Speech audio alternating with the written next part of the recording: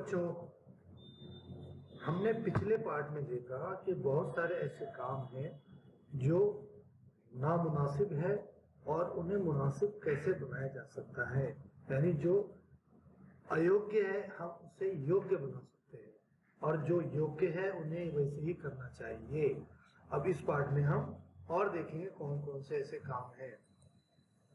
अब देखिए यहाँ पे आपको नजर आ रहा है एक बच्चा कुछ कचरा, बॉटल और कुछ चीजें डस्टबिन के बाहर डाल रहा है और एक बच्चा बाकायदा डस्टबिन के अंदर डाल रहा है। तो ये क्या है?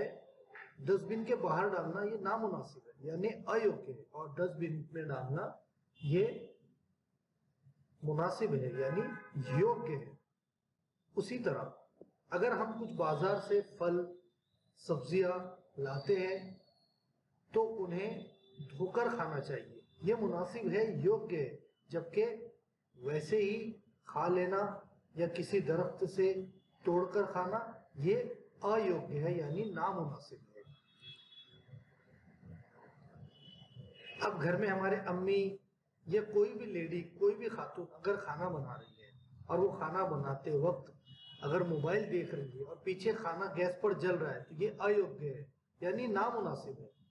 लेकिन उसी की दूसरी तस्वीर में अगर आप देखेंगे तो एक खातून है जो अपनी बच्ची को बता रही है कि खाना कैसे बनाया जाता है, उसकी क्या तरतीब है, यानी पूरा उसका ध्यान उस खाने में लगा हुआ है जिससे खाना भी लजीज बनेगा और सब कुछ सही रहेगा।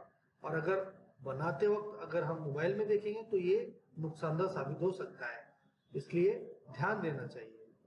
अब देखिए बाहर के जंक फूड खाना जैसे पिज्जा, बर्गर, शावरमा और बहुत सारी चीजें ये नामुनासिब है, अयोग्य है, खास तौर से हम बच्चों के लिए। जबकि घर की सब्जियां, फल, हरी सब्जियां ये सब खाना मुनासिब है यानी योग्य है। उसी तरह किसी से चिल्लाकर जोर जोर से बात करना ये नामुनासिब है यानी अयोग्य है।